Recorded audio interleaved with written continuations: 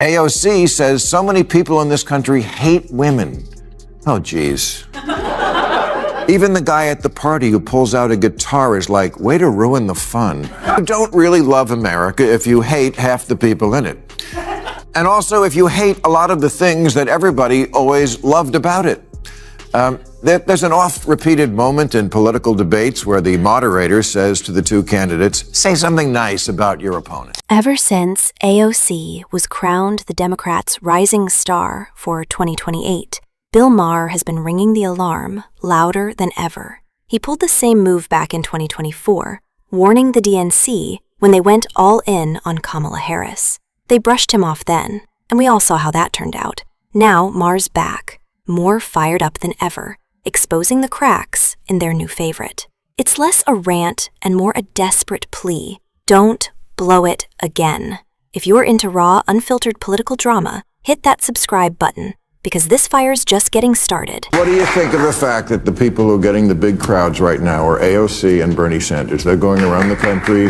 Thank you, there's that same guy. I call him the always wrong guy.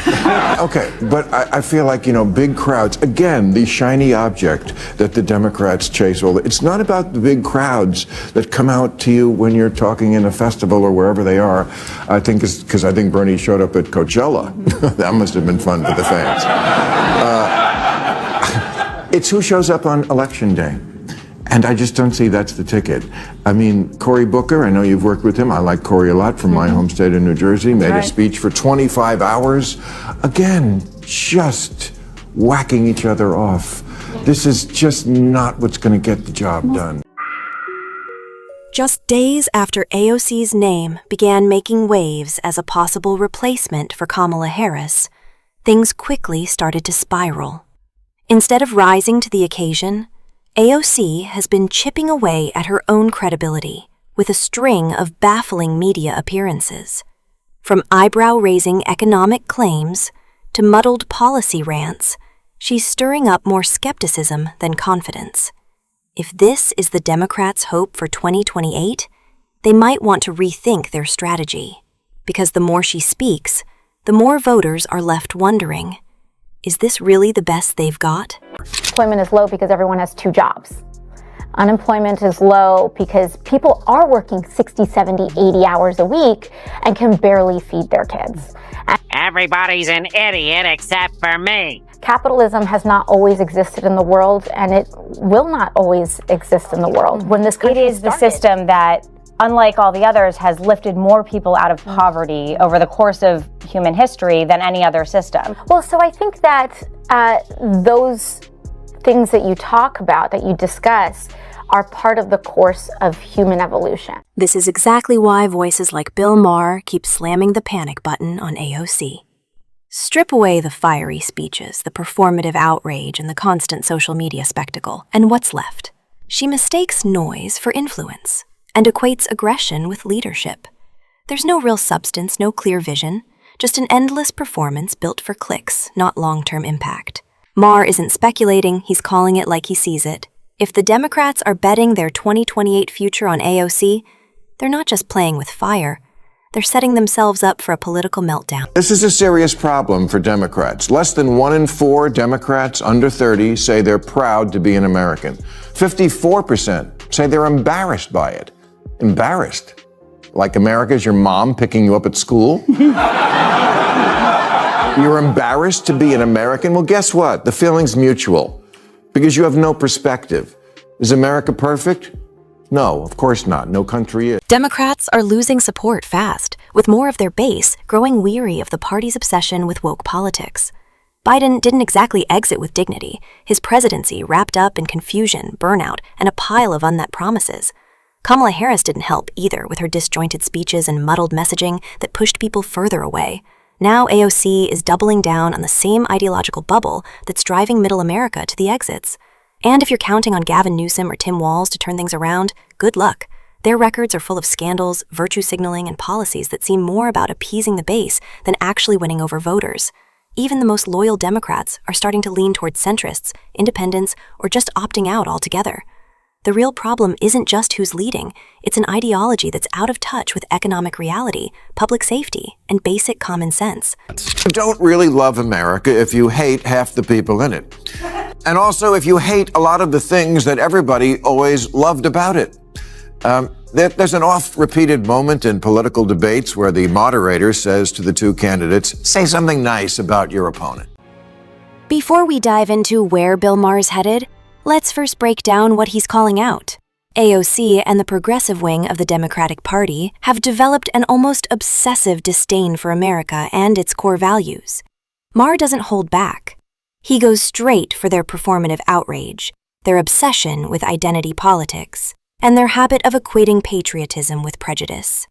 For this crowd, anything even remotely connected to Trump becomes automatically villainized. Even policies that clearly benefit the country are treated as toxic. Tax cuts for working families? Must be racist.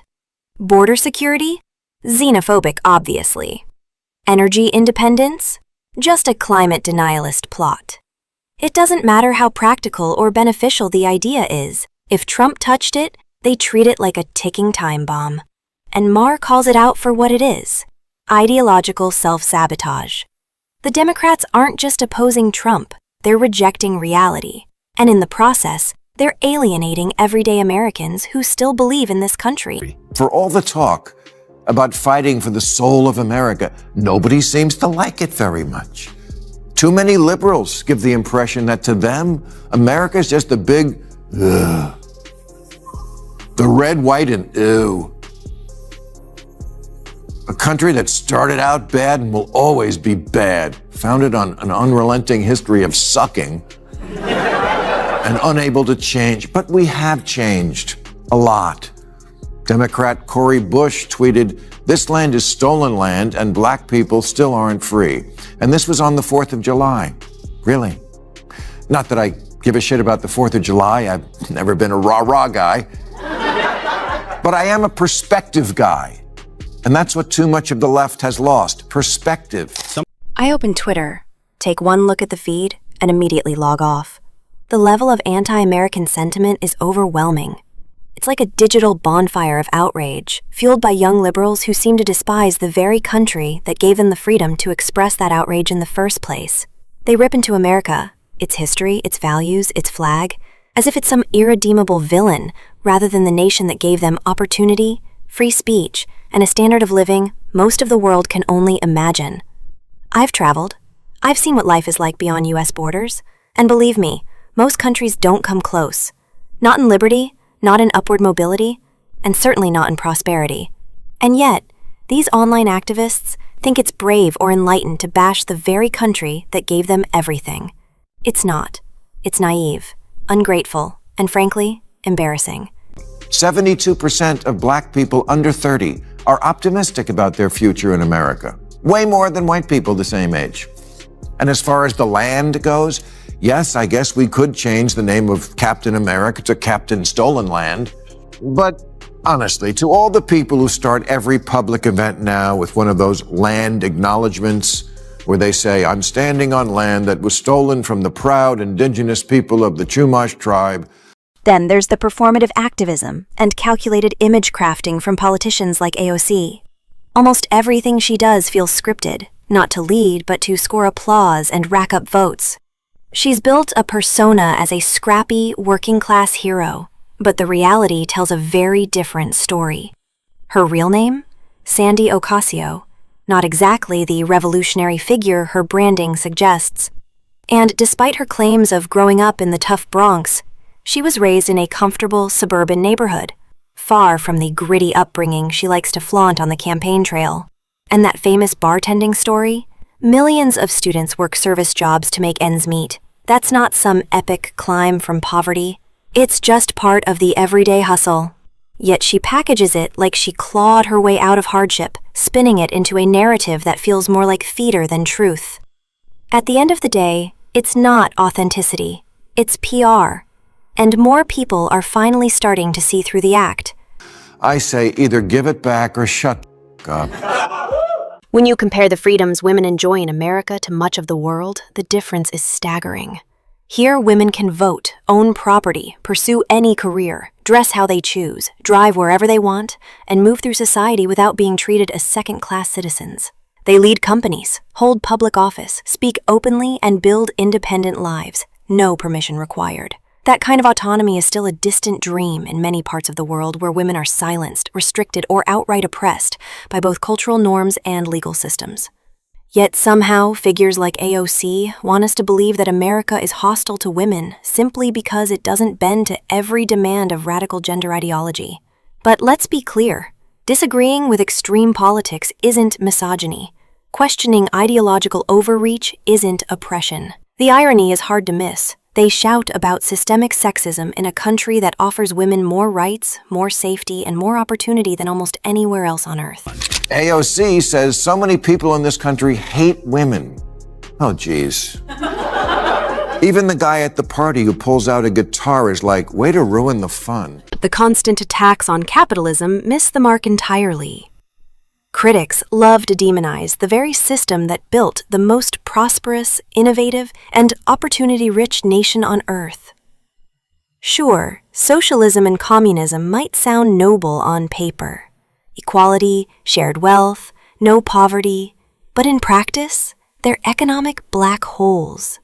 History is littered with countries that chased those ideals, only to collapse under bloated governments, stalled innovation, and crushed individual ambition. Just look at Venezuela, Cuba, or the former Soviet Union. Resource-rich nations with immense potential, now reduced to cautionary tales. People risk everything to flee those systems for a shot at life in capitalist America. That fact alone speaks volumes. Capitalism isn't perfect, but it rewards hard work, fuels creativity, and drives real progress. America shouldn't flirt with socialism. It should run in the opposite direction. We don't need utopian fantasies. We need systems that actually work. Congressman Jamal Bowman says capitalism is slavery by another name. No, it's not. It's the thing that has given more people more prosperity and hope than any other system, flawed though it surely is. But again, something like the free market is kind of synonymous with America. And if you don't like it, I don't know how you can say you love this country. You know who loves this country? You know who's not constantly complaining about what happened 200 years ago and who's not obsessed with seeing America through colored glasses and shaking off the stench of what irredeemable privileged we are? Immigrants. Immigrants understand better than anyone just how much worse life can be outside of America. It's no coincidence that millions are willing to risk everything, limb, life, and liberty, just to reach this country. They cross scorching deserts, brave dangerous waters, and endure brutal conditions, not for handouts, but for a shot at freedom, dignity, and opportunity.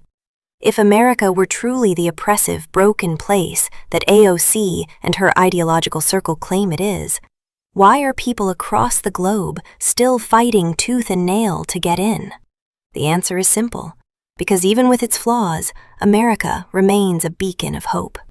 Immigrants aren't chasing socialism or identity politics. They're chasing the American dream. Many have lived under real authoritarian regimes, where speaking freely or owning property could land you in prison, or worse. They understand the value of freedom in a way many privileged progressives simply don't.